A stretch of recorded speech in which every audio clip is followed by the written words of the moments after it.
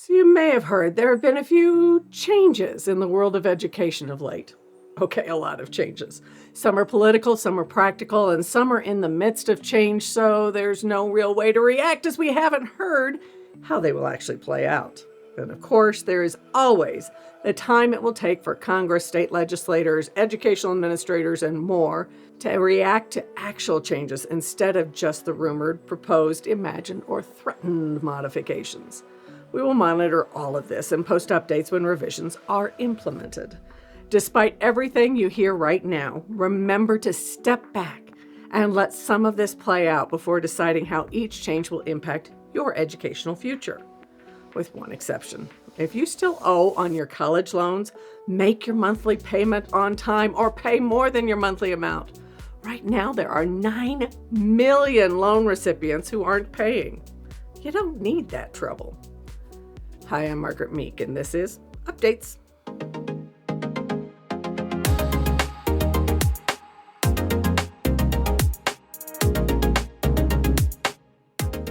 Here are some exciting updates that have nothing to do with government. You know how clear as mud the guidelines for dealing with standardized tests like the SAT and ACT on college admissions applications are. The easy answers are for the schools who don't want to see your score and those who require your score.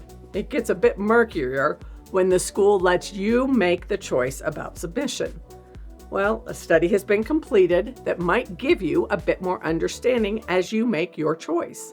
According to a study released in March 2025 by the National Bureau of Economic Research, and I quote, "Standardized test scores provide vital information to measure applicants' academic preparation that is not available elsewhere in the application file," end quote. Specifically, the study shows a 4 times higher correlation between college grades in the first year and test scores than between the student's high school GPA and college grades. The results indicate this correlation holds across socioeconomic, race, and gender status. Translation: if you have above average scores, you want the college to see them. If your standardized test scores are solid or reflect what you know better than your grade point average, put the score on your application if you can. If you believe you can do better, retest, but don't just decide that the standardized testing will do your application no good.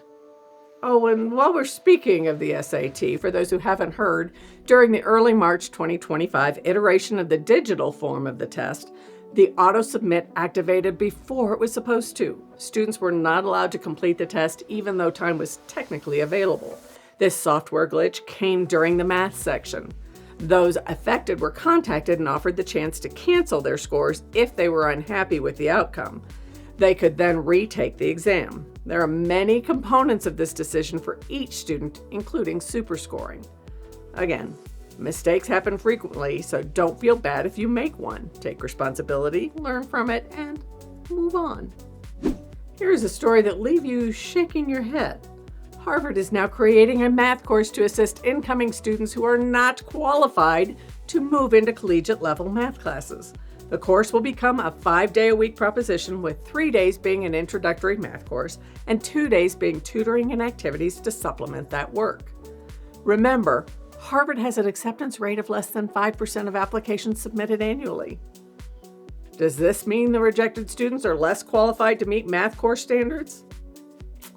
Does this mean Harvard believes it has to adjust its offering to attract student populations with a more diverse background? Is Harvard making this change to adapt to the student population brought to the campus by the athletic department? Those are all theories being thrown around. We may never know. What it does mean is that building strong math skills as you move through your education will make your path much easier, no matter who you are. You don't have to spend your first year doing extra work just to be able to move into the next level of your curriculum. Those remedial classes are being charged at the same rate as regular college classes. Can you afford that? This is also your reminder that admission selections are entirely up to the college, regardless of the quantity or quality of competition. Free speech is a strange topic on college campuses these days. Finding the balance between a student's right to protest and voice their concerns or demands for the college has to be balanced with allowing other students free access to their education while feeling safe. One school that is not necessarily approaching the issue with balance is Boston College. Among other colleges, it requires students and student organizations to register their protests and have their chants and signage pre-approved. In at least one instance, the organizers were told their chants were not acceptable and needed to be adjusted. While the scheduling issue makes sense, speech editing is much more problematic. Prior restraint is not the path to free speech. What are the policies on your campus? Did you get the education you deserve?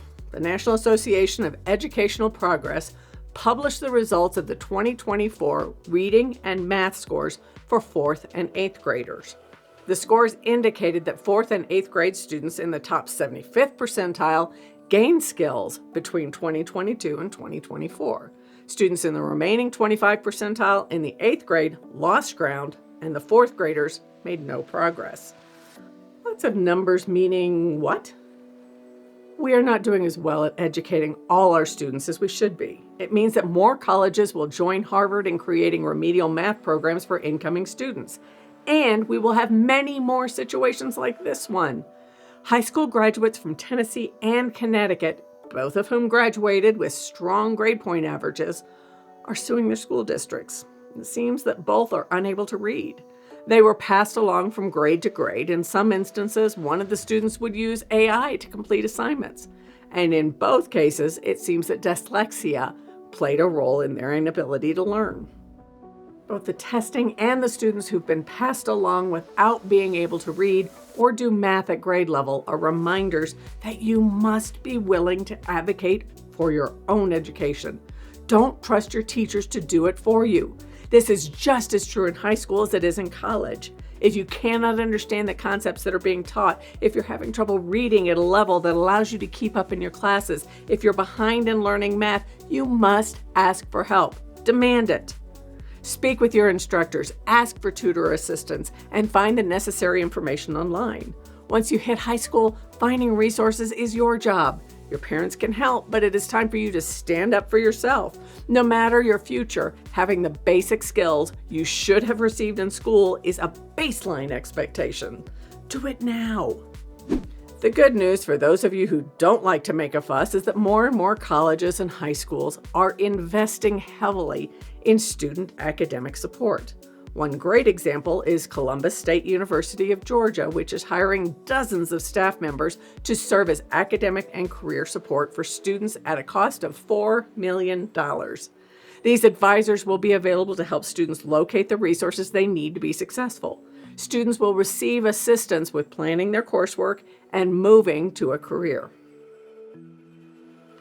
As we said, there is still a great deal of information about education out in the world. Stay up to date by subscribing to receive more videos. Ask any questions you have in the comments below, and please give this video a like.